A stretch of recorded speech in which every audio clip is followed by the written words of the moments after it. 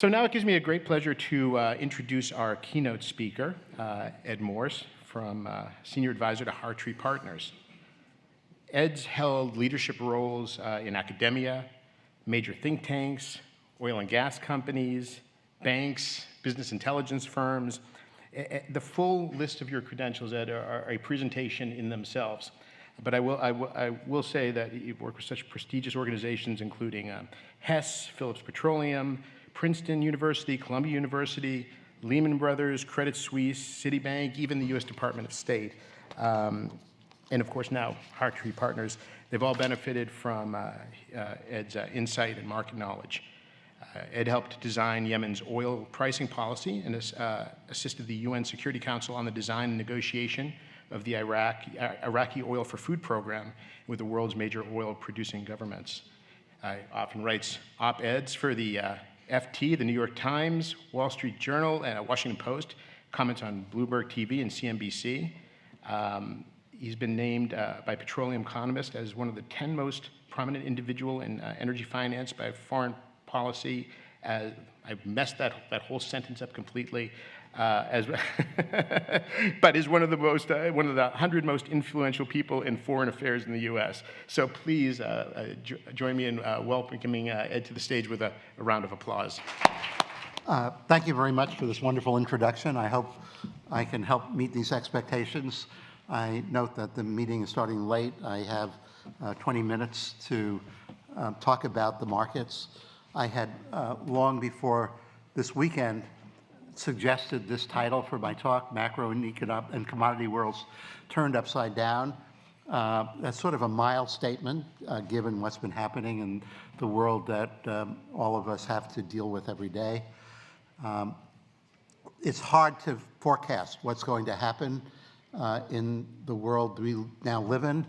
It's hard to forecast not only events that are unfolding, it's hard to forecast how they might evolve.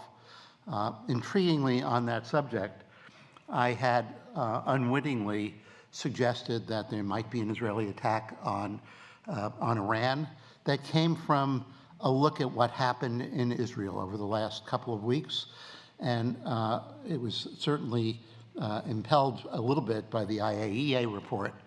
But during the last 2 weeks, we had a motion for no confidence in Bibi Netanyahu.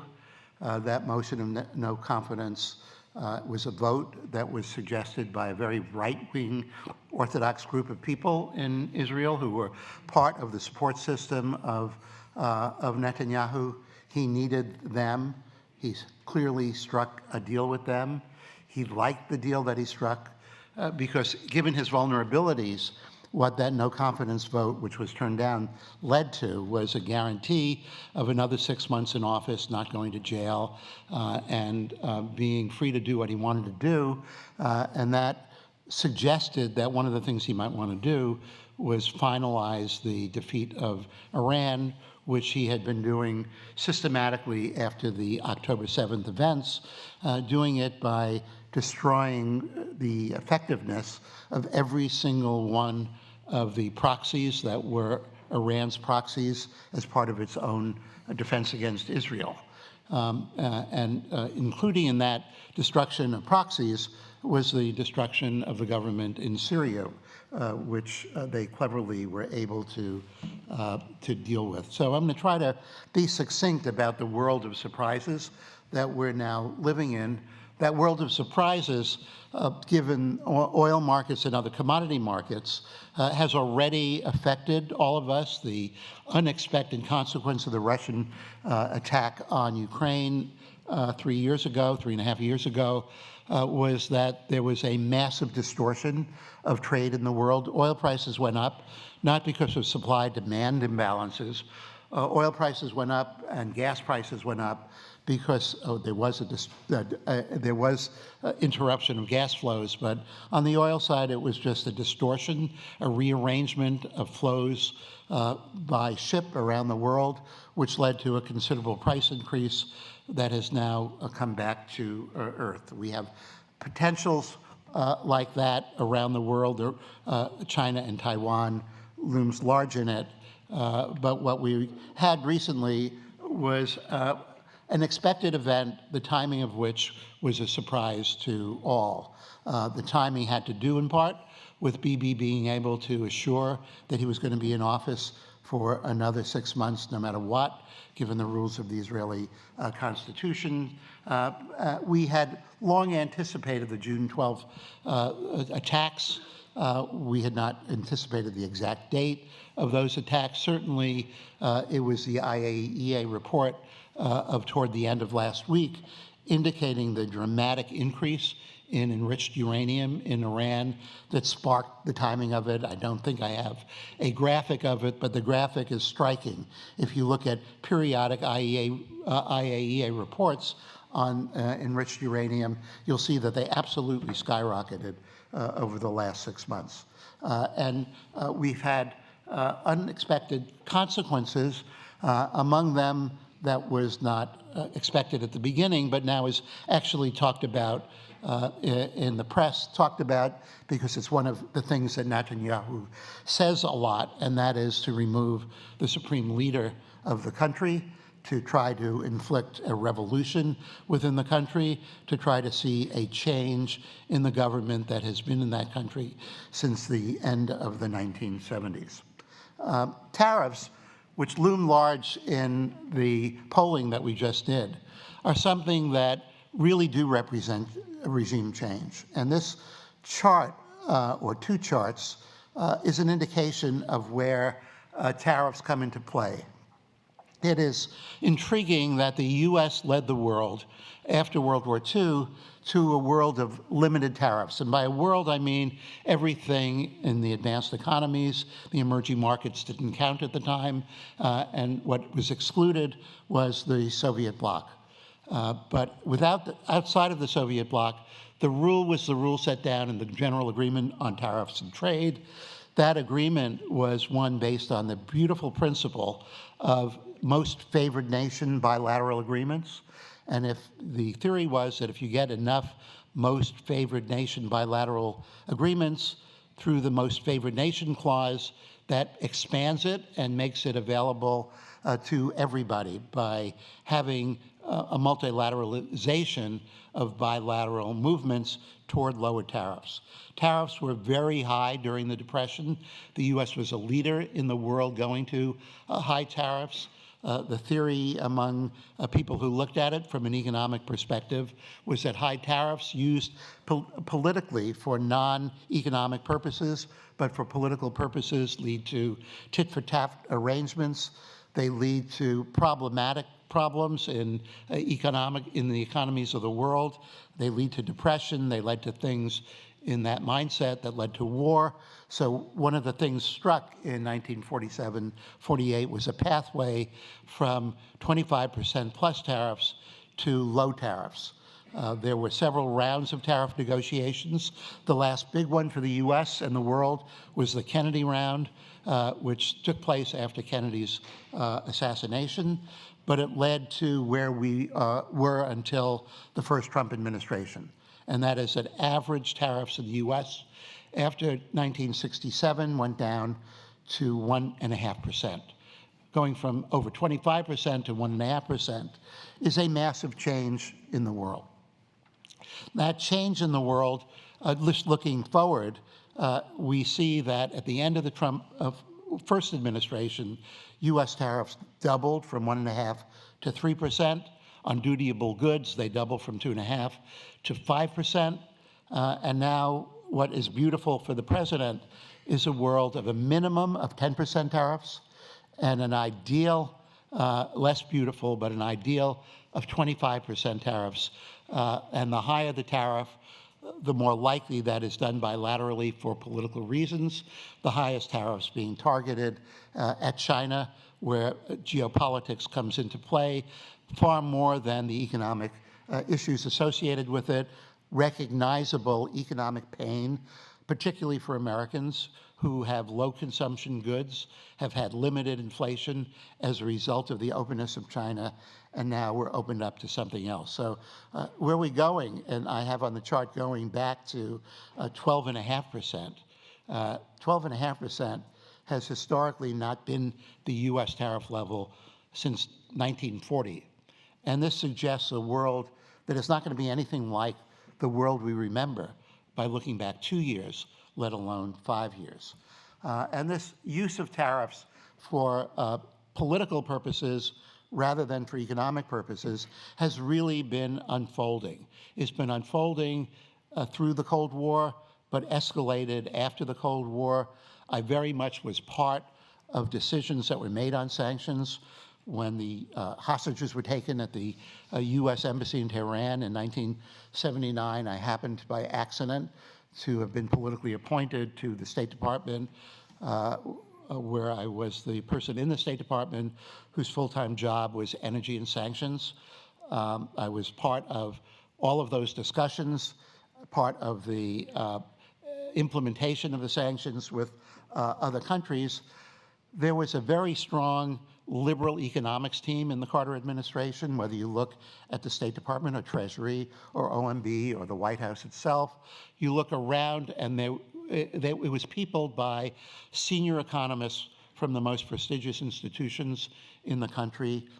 And the orchestration of those sanctions, recognized as an economic instrument used for political purposes, was to keep it limited, to make sure that the target was precise, to make sure that when there was an achievement of the goal, which was the release of the hostages at that embassy, that the tariffs would be removed. It has evolved into something bigger than that. By the time we got to the Biden administration with the Russian invasion of Ukraine, among other things, we had very widespread uses of economic policies for political purposes, not for economic purposes. These get very sticky, they're very hard to remove, and they set the backdrop for what Trump already wanted to do in his first term, namely to set in motion the political use of whatever economic instruments were available for domestic political purposes and for economic global political purposes. There's been a big shift in the world. You can't see this chart, but we've seen volatility rising considerably even before the Israeli attack on Iran. And that volatility is something that, as most of the people in this room know, has become endemic to the way you look at oil markets every single day. That big shift in volatility and risk can be seen in where correlations are.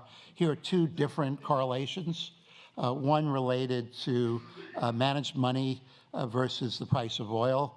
The correlation is very distinct, very short term.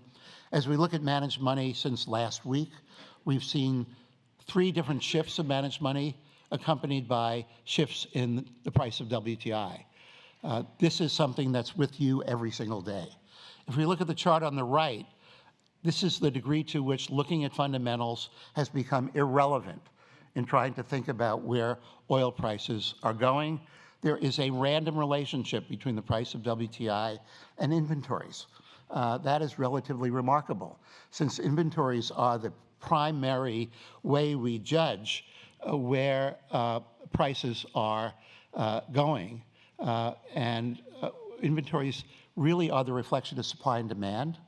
I will note that the reason that inventories have disappeared in the world is a function of 2 things. One of the 2 things is Saudi Arabia decided a long time ago that it wanted the world to be backwardated enough so that there would be no incentive to accumulate inventories. And that has worked until Saudi Arabia has recently decided on a different path. The other function has been the rise of the U.S. As not only the world's largest oil-producing country, so the last data show us at 13.5 million barrels a day. That's larger than the production of either Saudi Arabia or Russia. You look at total liquids production, the last month of full data is the month of March. We'll have the month of April at the end of the month of June. And at the end of March, our liquids availability on a monthly basis was just under 23 million barrels a day. That's more than the combined production of all liquids by Saudi Arabia and Russia.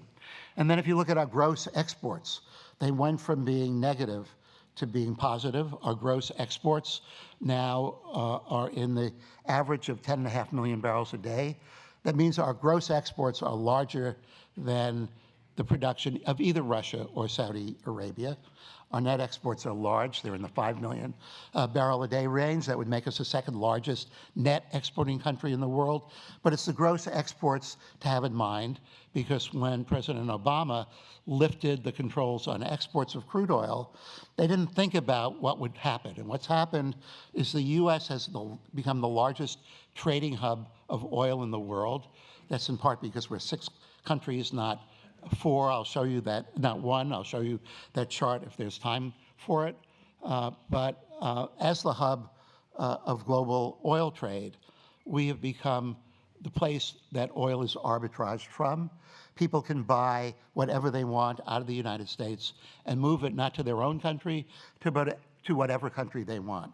So between Saudi Arabia and U.S., there's been a guarantee that supply and demand is not what we're going to look at, but supply and demand is going to be, from an inventory perspective, irrelevant. This is the forward curve of WTI, Brent, and Murban, the major benchmarks of the world, in the day before and the day of the Israeli attack on Iran. We had a very unusual thing on the left side. We had the backwardation pretty steep for the first 6 months, a backwardation that was reducing the incentive to build inventories. We had a contango after that, where the forward price was higher than the prompt price, and this was 6 or 8 months from now, and then eventually backwardation occurred again. The forward curve changed in 2 different ways with the Israeli attack. The backwardation got steeper. The backwardation got longer, not 6 months, but well over a year, and it got flatter. On the flatness side, that's actually what you look at from a perspective of having a wide vertical axis, and both the backwardation at the prompt and the contango right after that really disappear completely if you look at a 10-year forward curve from a 60,000-foot perspective. We have a basically flat oil curve that reflects uncertainty and risk. It affects not where prediction of prices are, but where prices have been, with an unknown about where supply and where demand is going to be. And meanwhile, we have a decision that the Saudis locked themselves into by, after pushing forward mandatory cuts on all of OPEC Plus, said, hey, we're going to give you what the Saudi oil minister called a lollipop to OPEC countries and OPEC Plus countries. We're going to, with some other countries, have voluntary cuts of some 2.2 million barrels a day. Their dilemma was an inability to put oil back in the market as a result of that, because incremental demand was slowing down, and it was supplied by the U.S. and other non-OPEC countries.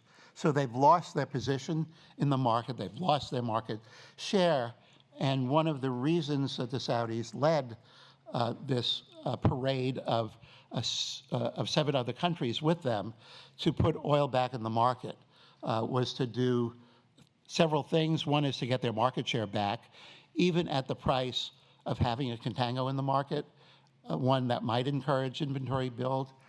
It was second to punish, and that's a weapon that the Saudis have used for a long time, since 1985, to be precise, to punish people in OPEC or outside of OPEC for producing too much oil and flooding the market to get the price down.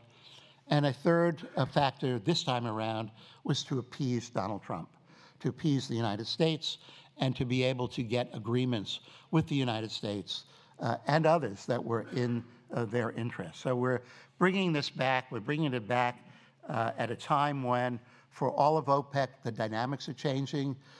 If you look at the Middle East countries, their product exports are growing as their crude exports decline because their refining capacity is growing. And that makes it a much more difficult world to manage if you're only looking at crude and not product. And we're in the season of summer burn of crude oil, something that Middle East countries led by the Saudis have tried to result in not burning oil. They burned last summer some 200,000 barrels a day of Russian dirty oil for crude burn. They raised their production by 1 million barrels a day from the low point to the high point, not their production, their consumption on demand. And we anticipate that one of the predictable things about the market short term, while they're putting oil back in the market, is that they will be putting in 1 million barrels a day more than they did in the month of March for power generation purposes in Saudi Arabia alone, 2 million in the Middle East. And this is going to come back to the market. So the one easy prediction to make, all things equal, is wherever the prices are now, unless there's a massive distortion and disruption in the world, they're going to come down solidly by the end of the year. I could talk more about supply and demand. There's no time. You'll have the slide deck, I think, available to you, and you'll see what I have to say about that. So this is a teaser to the uncertainties of a world turned upside down. Thanks very much.